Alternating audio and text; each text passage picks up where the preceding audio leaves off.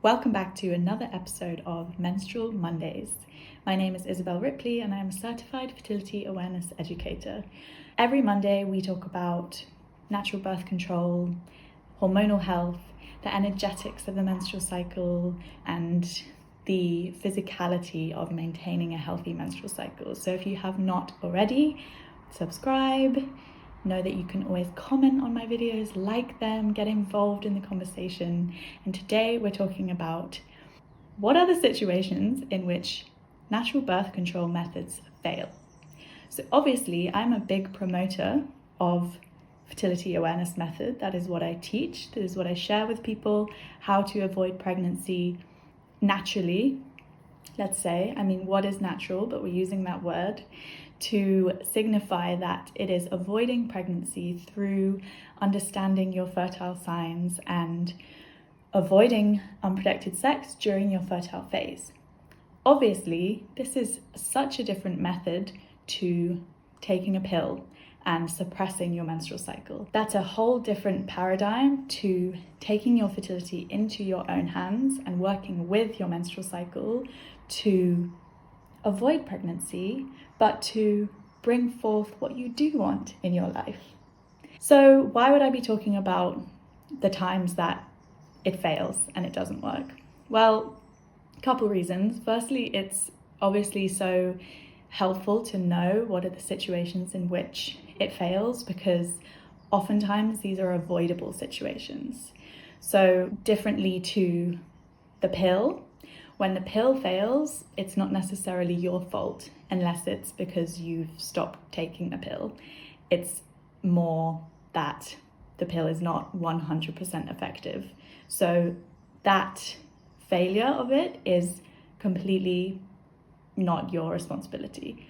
Versus when fertility awareness methods fail, there might be more responsibility that you had in that failure of it. These realities are so different, and I really feel for how different it is to start on the path of a natural birth control method, knowing that if you were to become pregnant, have an unwanted conception, then you would have more involvement in the process of that happening. That is a huge weight to carry on one's shoulders. I do think there is something important in bearing the reality of that risk, facing it and looking it in the eye a little bit more than when we're on the pill and we have this false illusion that we won't become pregnant, because that is how it's sold to us, even though it is completely still possible to get pregnant when you're on the pill. So that's one reason. The other reason is that, as you will see, there are so many more nuanced reasons for why it fails to help you avoid pregnancy. And oftentimes when that failure has happened for someone, it will be spread amongst their community as these methods don't work, they failed for me. And it just serves to really put people off of using these methods themselves. There is so much fear-mongering about FAM from people who have heard from a friend's mum's cousin's daughter that their friend got pregnant using fertility awareness method.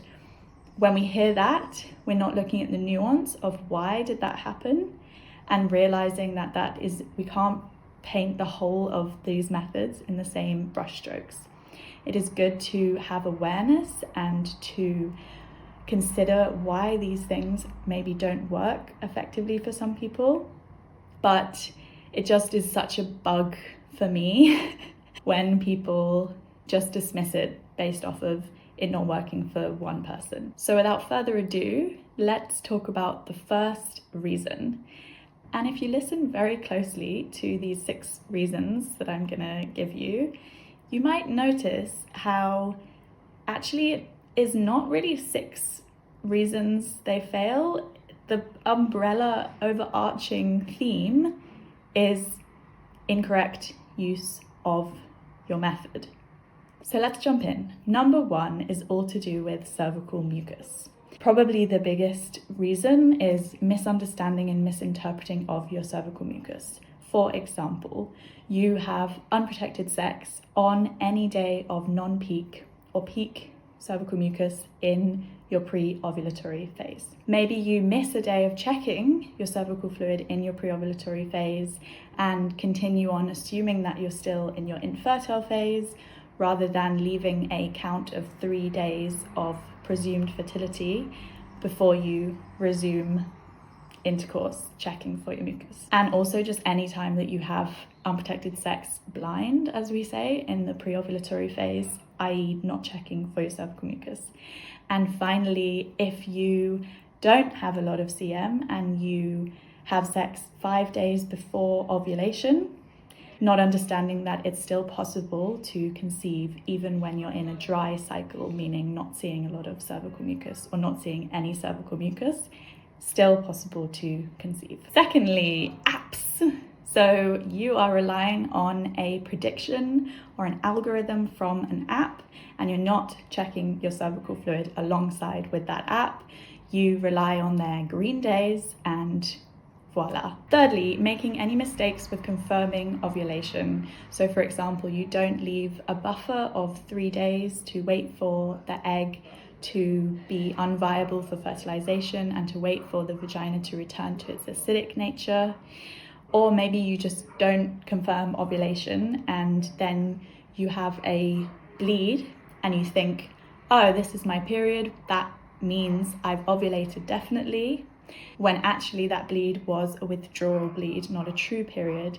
And so you have sex thinking that ovulation has happened, but it's actually around the corner. Number 4, my favorite, falling into rhythm method thinking. So the rhythm method assumes that based on previous cycles, I always ovulate on day 15.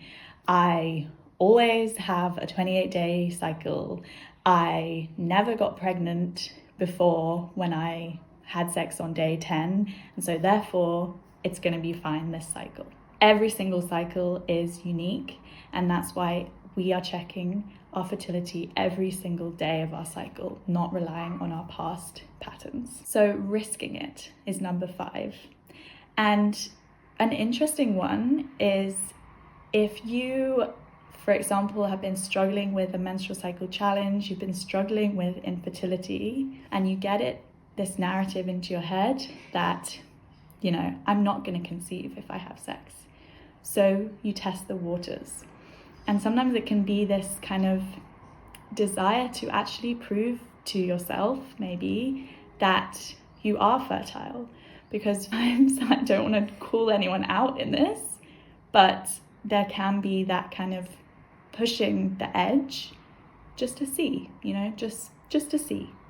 And then an example of another risk would be to see just a very small bit of mucus pre-ovulatory and think, oh, it's probably fine. And finally, number 6 is that your barrier method fails in your fertile phase. So you've done the method, you've done it all correctly, but unfortunately your condom breaks or the withdrawal method doesn't work for you. And obviously that would be more a failure of your barrier method than a failure of your fertility awareness method.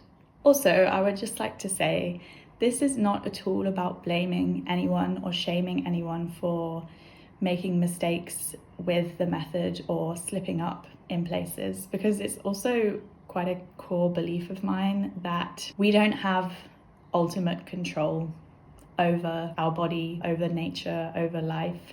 And when we are deep in the fertility awareness method, sometimes it can give us that illusion that we have ultimate control.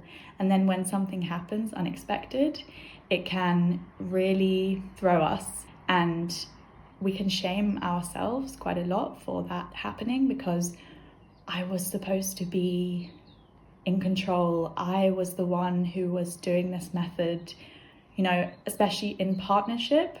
When this happens, when there's an unplanned conception, an unplanned implantation, then there can be that feeling of guilt and of shame that I did this wrong, my partner was putting this trust in me and now this thing has happened. So I just really urge you to give yourself just a huge amount of compassion and grace, because ultimately these things are not completely in our control. Really analysing and going deep into what went wrong, why did this happen, what did I do wrong? Maybe do that a little bit if that helps you to then move forward with more clarity and realign with what you do want.